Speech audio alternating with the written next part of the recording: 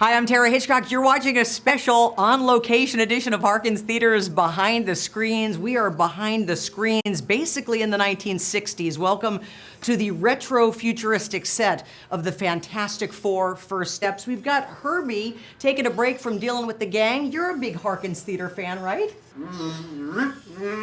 You like their popcorn? Best popcorn around. Give me a fist pump, Herbie. We had a chance to come to California and sit down with the cast, including Pedro Pascal, Vanessa Kirby, Ebon Moss-Bachrach, and Joseph Quinn. Take a look.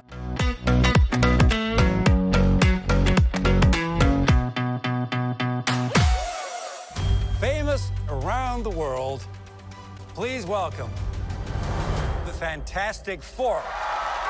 Pedro, I have to name drop and start with you. I asked Cillian Murphy this exact same question for Oppenheimer. Okay. How much of what you wrote on the chalkboard did you actually understand? Oh, what a good question. I learned all of it. Okay. There wasn't there wasn't any way for me to play this part without understanding astrophysics completely, and I'm a fast learner. Yeah. Did you write any of it, or was somebody else tasked with actually doing that? They were such incredible production designers, and it was like art. That chalkboard was so gorgeous, and so we would erase bits, and then I would fill in the areas that we had chosen of these equations that I had provided. for You're really good with the chalkboard, though. No, you attack the chalkboard. So It's good. convincing. Yeah, it is. So convincing. Yeah. What are you doing? What do you mean, what am I doing? I mean, you're gonna ruin your appetite. I love one of the lines your character says. You're from your father in the movie. My dad always said, if you don't have anything to say, grab a shovel. Yeah. So for each of you, It's a good line. it's a great line, and I'm Yeah. just wondering, what is that kind of family-ism or motto that each of you has? What's something that your family used to say, or your parents? My grandma always used to tell me that action is character. Oh, I like it. I like those words. Joseph? My mum says, well, there we go, and there we have it. I love that. That's She's a awesome. Scouse woman. She goes, well, there we go, there we have it. Please tell me that's not what she says after watching one of your Obsessed. films. Yeah, after every film. There we go. Here we have And it. there we have it. Yeah. That's a little mummism I That's like. cute. I like it. My mom used to say in Spanish, "Te va a llegar, Oh, yeah, you told me that one. te va a llegar. You're gonna get it. You're gonna get it." My dad always says, keep a steady nerve. Whatever that means. Keep a steady nerve. I do. Well, that- it's- It means Does keep a that- steady it means, nerve. yeah, it does that. Yeah. And it works, even though I never quite know exactly what it meant. And my granny always says that all you ever really need is just a little bit of love. And she lived by that. She was that. Yeah, one of those rare people. All you need is love. Herbie, how's that sauce coming? Your character takes a trip down memory lane and goes back to visit his old family home and Yeah. street. What was that like for each of you the first time you experienced a lot of success and then went back home? I thought that was a beautiful scene. Yeah, I like that whole storyline. Yeah. I don't know if success is the metric, but when you go home after a long period of being away, there is something kind of profound that I feel about that. My dad raised me in a flat, and I went back there recently, and I hadn't been there for many years, and just like a lot of time has gone by, and so it's like that's kind of nostalgic. I had a childhood in San Antonio. It's just different because we moved around so much. I was born in Chile, and but I didn't grow up there, and so there's so many different homes to go back to.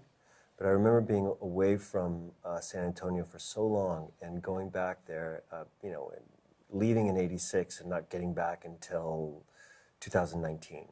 Wow.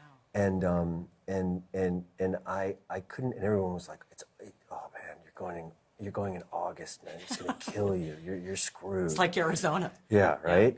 But I got there, and my body remembered everything. I remembered that Texas summer in Central Texas, and the light and the vibe and everything, and I couldn't believe. I was overwhelmed with nostalgia, and like, I mean, really, because it was my childhood. And so, I'm not answering your question because it wasn't really No, a you matter of are. like, there wasn't a measure of like, because people recognize me all the time in San Antonio. I was such a big deal on the swim team. I was the Colony's North Dolphins. So that part, but it's just the especially a movie like this, which provides, I think, such a sense of nostalgia for an era. I remember being really overwhelmed by that when I went back to San Antonio to Central Texas for the first time. I know they're wrapping, but do you have time for a quick answer or no? Are you No, done with me? it's fine. Yeah, no, I'll be super quick. And my memory would be not about recognition, because A, I don't think that doesn't really happen loads to me, and B, it just doesn't. But I remember going back home and finding a letter when I had to clear out my house when my parents were moving out, that I'd written to an agent maybe when I was like 11. It was so pathetic. It was like, I'd really love to be an actress, and I was wondering if maybe you could take me on. It was really polite and really pathetic, and like it was just, I will show it to you, you'll die about it. But yeah, it was keen as mustard, as a British expression, but got nowhere at the time. Anything. They never replied. But yeah, it was quite moving to see that, because obviously I cared so much at that age. So You can never not be grateful for it, because you know. And Could've where is gone either that way. agent now? Yeah, I was. What a mistake to not take you on at 11. Well, probably for the best. Don't want the teenage years. That's for you. Your world will be consumed by the devourer. I love the fact that he doesn't want, he feeds. So I'm curious, what is your favorite meal? Whoa. What does Ralph like to eat? I think I've got to, being an Englishman, I've got to go for the side of roast beef with Yorkshire puddings and the roast beef and horseradish with Yorkshire puddings.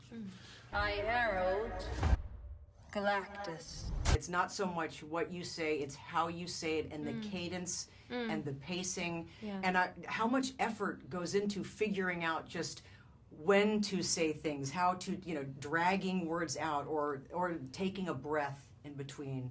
Well, I think especially with filming and working with any sort of camera or recording device, I sound like recording device, but there is like a music to everything, so it lands in people's ears, and it's easy for people to listen in a way.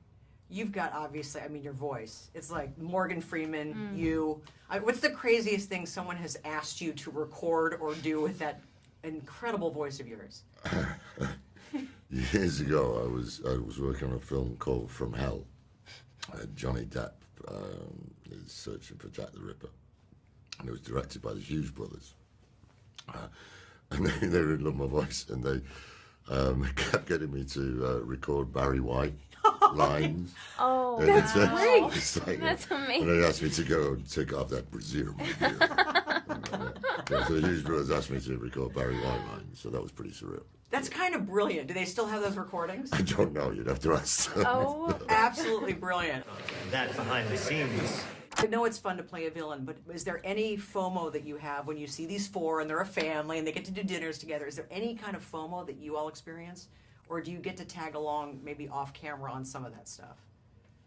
yeah, I got to tag off camera, with some of that stuff, and they're so sweet and welcoming, and so they never, I was in and out, but they never made me feel like that, which was really, really, really nice. But yeah. I hardly ever met them. I was like Galactus, completely on my own at the end of the Cosmos with no other actors. We just had 2 days together. Oh, that's it? Well, Yeah, you had and that one day with them. Yeah, I had one day reading some offlines for a scene where I was like 60 foot up on a scissor lift in the roof of the studio with a god mic. And so even then they were like 30 yards away from me. That's the closest I got to them. They're down the hall. Yeah, I know. Like, I should didn't introduce see them myself all at some day. point. No, they're just keeping you separate. Yeah. In the movie, obviously, your character says, keep your loved ones close. And speak the words you've been afraid to speak, for your time is short. Time is short. Where would you guys go? Where are you going if your time is limited? I love Amsterdam. Yeah, it's that's kind of cool. like my favourite city, the Canal District of Amsterdam. I think, that's where I'd go. How about you? Home. I think, I would probably go back to New York. So, I don't know. To me, I would just go back home. Not a Harkins Theater?